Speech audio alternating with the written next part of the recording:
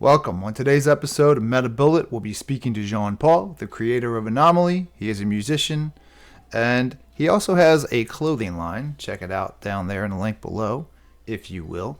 And with that, let's just get into the process and speaking to the musician himself.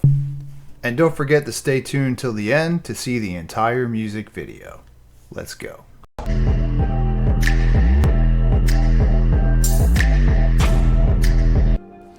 All right, we're back again with my buddy, Jean Paul. He's a creative juggernaut, an absolute wonder. So today we're just getting into talking about Anomaly. It's a music video. I really like it. So can you just tell me about some of the people who were in the video with you, or any memories you have of some of the, cast? Oh yeah, for sure. And thank you for having me again. Of course. Appreciate you. It's Of course. good to be back. Great conversations. So yeah, during the video, I would say like the most fun was working with everybody, like Sure. the whole team. But my dancers and my choreographer, I have to thank my choreographer, Alexa. She was outstanding. She still is, but she basically did the whole choreography, the whole move set, and I handpicked the girls, but she basically gave me her best recommendations for her top dancers, and they were just people that she had worked with, and it was a great like contract moment. And apparently she actually had like 2 music videos that she was working on in like the same month, from another close friend that she had, that was also doing some like a music video. So she said everything was falling in line for her, so I was happy to provide, a new experience for her on a independent level. Sure. And the girls were so fun. They were so bubbly. They were so energetic. I feel like we got off track a little bit, but we still made it through, and we focused, and everybody had fun. Oh, and my makeup artist. I can't even forget about her. She was absolutely. on set. Your makeup sweating, was tired. Huh? Your makeup was it's something very memorable about it. I remember the girls dancing and all of the different transitions you had, and then your makeup. I mean, it was getting more complex, and like I think there was a part where you guys were at a party and there's like a piano or something. Wasn't there some sort of yeah that was dope. Yeah, it was a whole ordeal. I remember everybody took their lunch break, and I literally was the only person. I was like, nah, I can't even take a break. So I went to the bathroom to wipe off half my face so she could do the second look in the club or the party scene. Yeah. And they were like, Jean Paul, you have to eat something. You have to go sit down and eat. I was like, no. I want this done. But her name's Tinker on Instagram or her socials. And I essentially, like, I had all the looks in my head, and I screenshotted something, sent it to her, and I was like, don't do this color, do this. Don't do this shape, do that shape. Cool. I need some face lace. And she was like, I got you.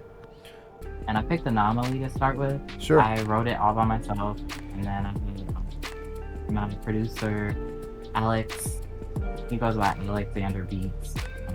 And I really liked it. It stuck out to me, the piano keys. And so essentially I feel as if I'm an anomaly. I feel like I rarely connect with people like around my age. I feel like everything is by happenstance, but also, nothing happens out of just pure coincidence. Everything happens for a reason. Sure. So when I wrote about the song, it really ties to like my sexuality and just what I was like going through at the time of college. Because like in the lyrics I say, seeking pleasure all through the night, secretly I never try to bite. That's just basically an analogy of just like how I felt at the time. I gotta tell you, like 21. So you wrote the lyrics, because there is some clever like metaphors in there. I thought they're they're very suggestive, but you could also take them another way. Yeah, and I also was trying to establish myself as like a pop, like I want to be a main pop artist one day. Like I just know I'm born to be a public figure and an inspiration to like millions of people. No, okay. Whether that's in the United States, whether that's overseas. I mean, my name is Jean Paul. I do speak French.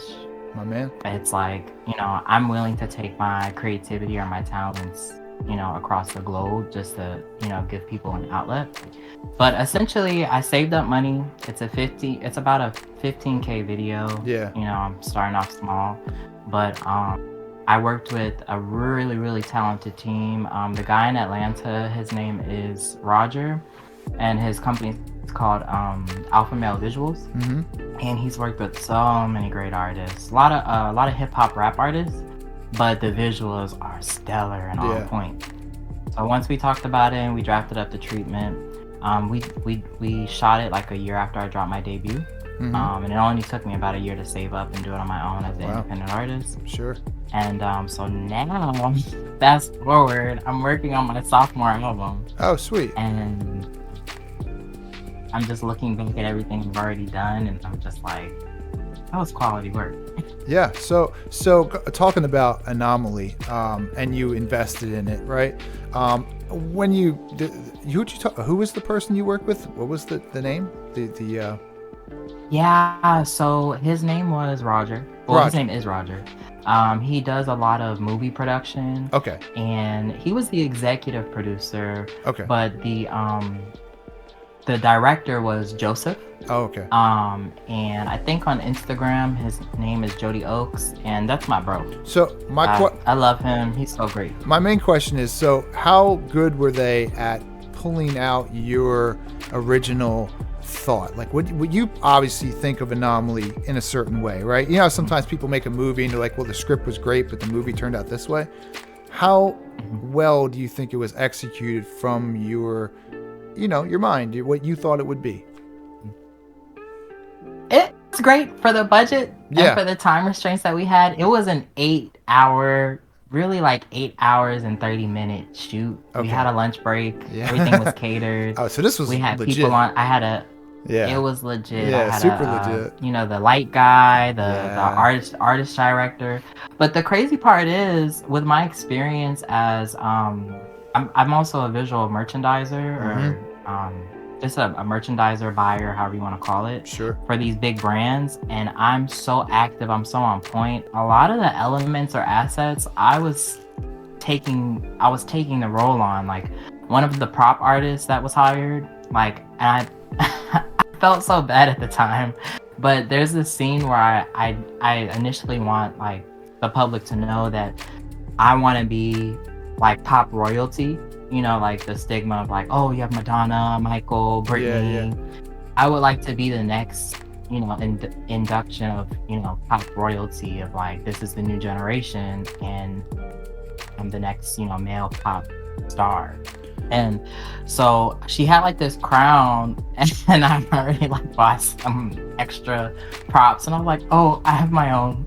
I came prepared. Oh, yeah, I came prepared, and I was just like, wait, maybe I was supposed to let her do her job. But looking back at it, I'm glad I was so like crossing my T's and dotting my I's because I had the time. Sure. And there's nothing better than preparing for, So can I ask you, I'm a creative person, much like you, and I am pretty harsh on myself with my creative endeavors anymore.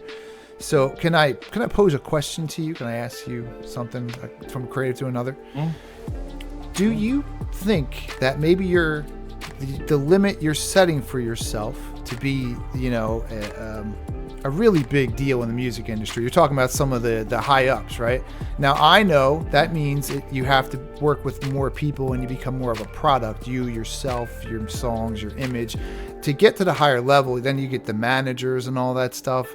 There's a bunch of layers that I feel are also, you're getting compromised as you're going, especially when you're talking about that top tier. Because if you see top tier artists, usually they're miserable, and a lot of them don't live very long. So like, all I'm trying to say is, with your talent, perhaps sometimes if we don't shoot for the tippity top, and maybe like somewhere like in the range of just maybe a 7.5 out of 8, that's a good living. That's a consistency, right? Yeah. So I just find sometimes when I'm making those bold goals, because I've done that, I've been around, I've done this to myself. I've played these scenarios in my head about projects, and I used to start real big like that, and then I started to wonder what the value of it was for me by doing it, and I think I found more out of that. that's what this Mhm. show is, and that's kind of why I want to talk to you about being a creative. I think we all have different Mm. opinions on it with how old we are, about what Yeah. success means. Because I guess what I'm trying to say is that pinnacle, like Michael Jackson, is phenomenal, but that man's life Right. became a show. Look at Britney Spears. Like what happened? Yeah. Amanda Bynes. Like And what thank you for thank you you for know? saying that. Thank you for saying that. That's so crazy. And I literally was about to say it all measures down to success. Yeah. Absolutely. Like, Yeah. what is measurable success? I feel like as we look at media and just what fame has done to a lot of individuals or influencers Yeah. or just artists in general, it's a lot of lessons to learn. There's a Sure. lot of lessons to learn, especially in that 2000 year and the early 2000s, and artists that were developing, and just all of the gatekeeping that was Yeah. happening at the Certainly. time to really determine whether you were successful or not. Um, I think, like, what you're doing is great, and it's all about developing, like continuing to grow and develop. Yeah. And like what I'm doing is great as well, as a musician, but I feel as if that I have the ability to now not only determine my own measure of success, Yeah. but have real connections with genuine people. Right. And obviously it's a business, but the kind of control that my generation, and what I mean by my generation is Right. I'm You have 26 right you have now, social but when media. Yeah. we have social Yeah. media, we have a different angle on what we can control. Way And now different. that I understand, there's like a new metaphor that this one store manager used to tell me when we worked together. Yeah. He said, control your controllables.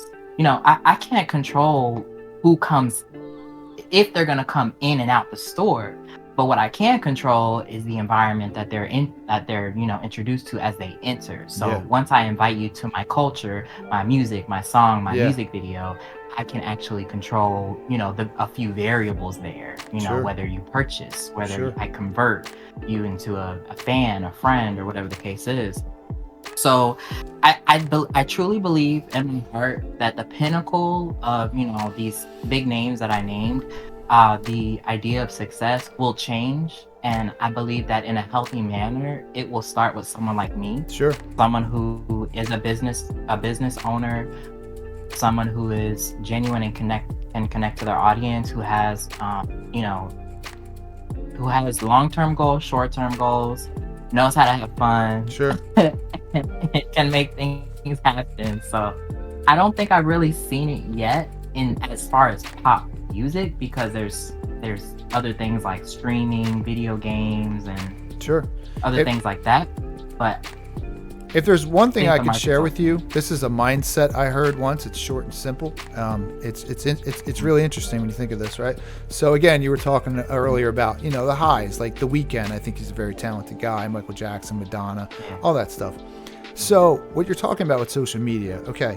If you have 100,000 people who like you and the things you're into, Yeah. do you know what 100,000 people can do? It can fill an entire stadium.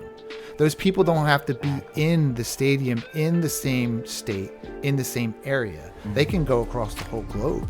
Some YouTubers I watch, they got people who like them in Sweden. They go get booked in Sweden to go do stuff. Yeah. So if you can get 200,000 people to be really into you for like 5 years, that person can make hundreds of thousands of dollars, And then they could, if they're smart, not just spend it all. Like, so I guess what I'm trying to say, that's kind of to me how success can be quantified now, right? If you can pull in a 5-year span, like $860,000 off of your brand, Wow. that's pretty great, right? Yeah. And then you start getting in Yeah. your late 30s or whatever. If you do it wisely, that money could be done right, and you can just keep elaborating. You know what I mean? So I guess what I'm trying to say is, I think Foundation. us creatives need to really Yeah. understand the middle. I think that the high, I'm older, so I remember when Will Smith was like cool, and like Tom Cruise was like the pinnacle of everything, and Brad Pitt was the best looking guy in the world.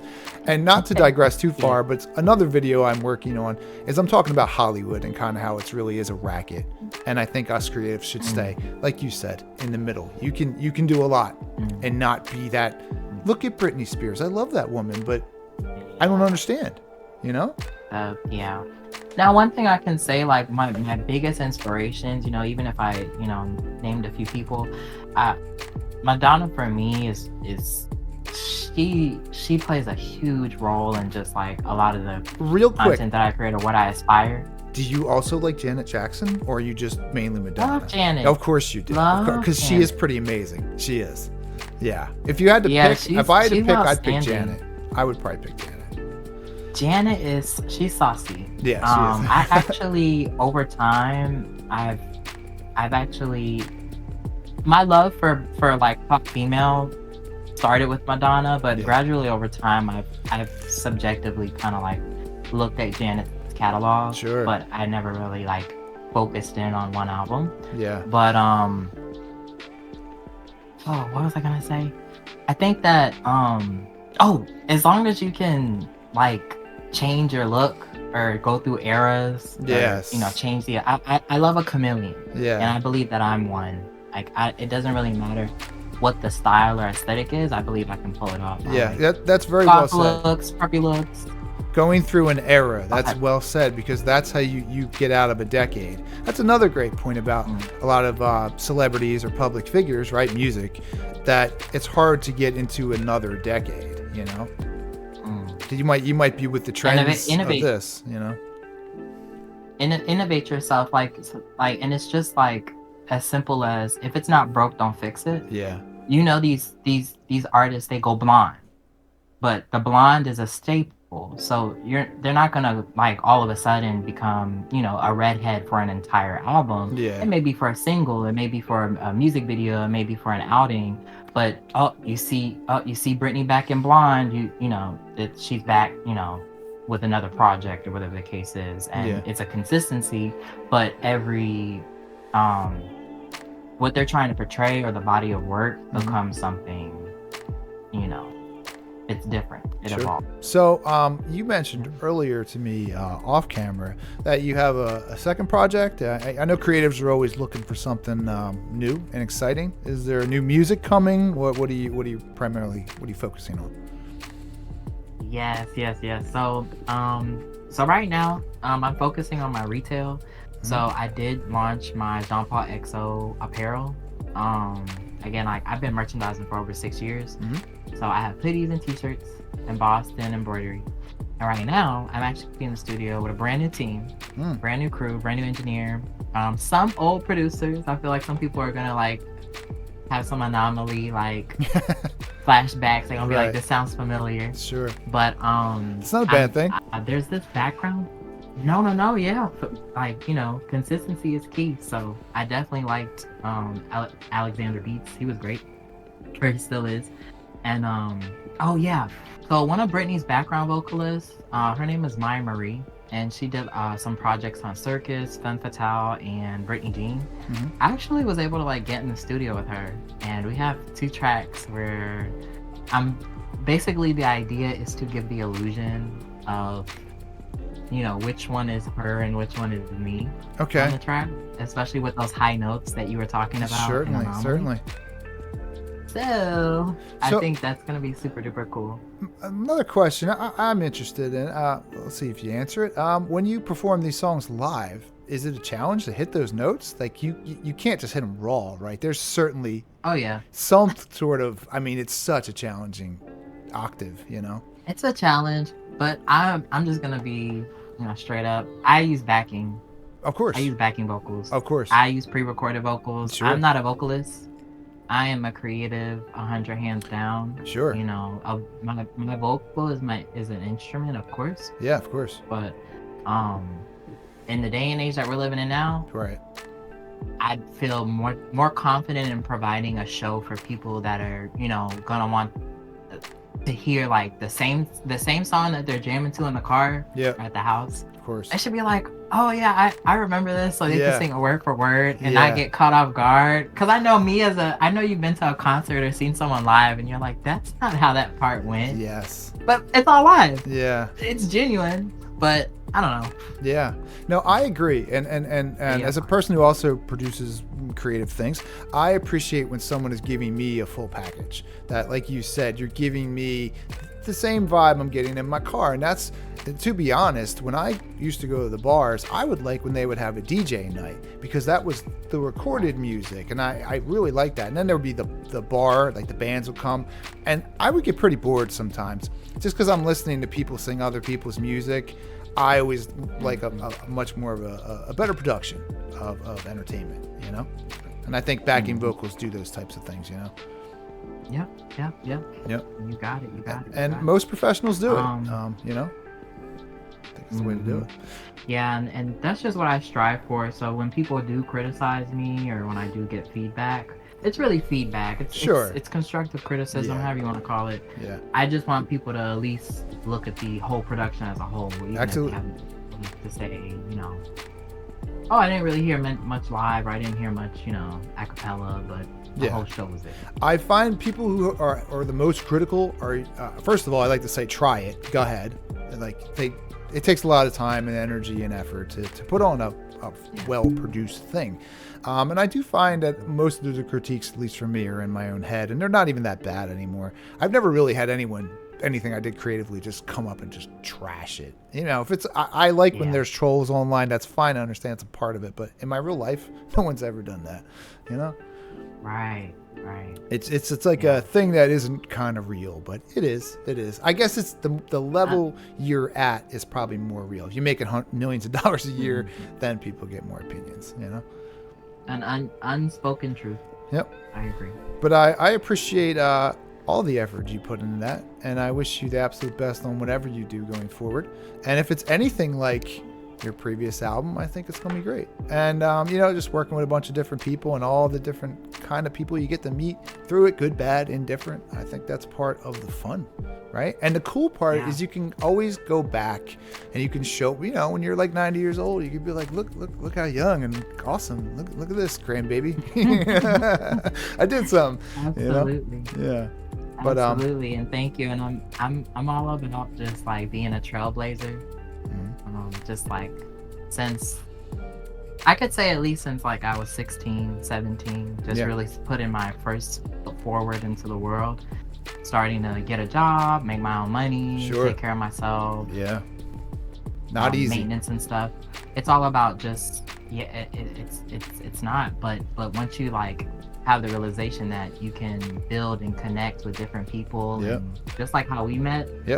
And it's all recreational on, you know, Tekken 8 or Tekken or whatever the case is. You know, you make the best out of every situation that you're in.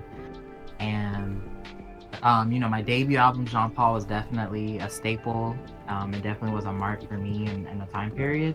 And my next projects, you know, clothing, music, visuals, I definitely think that it's gonna, for sure be controversial. It's still groundbreaking, but still inspirational. It's definitely gonna bring conversation. Sure. Somebody's got to always push the envelope. That's what art's for, you know. For sure. Excellent. Appreciate you.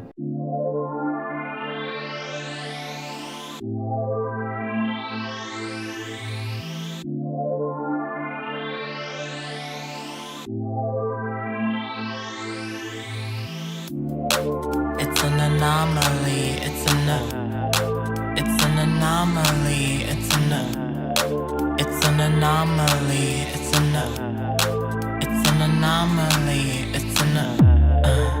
with the touch of my hand, with the taste of my sin. It's an anomaly. It's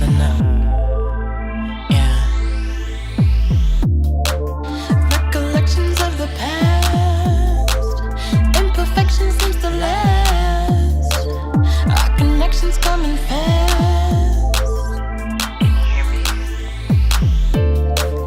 Seeking pleasure all through the night.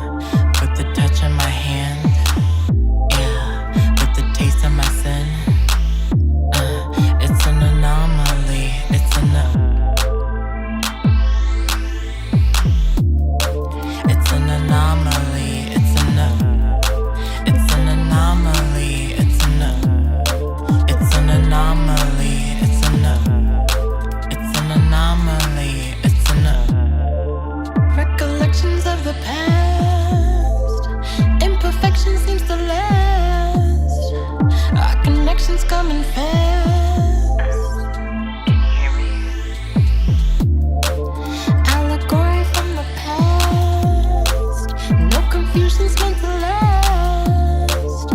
Our connection's coming fast.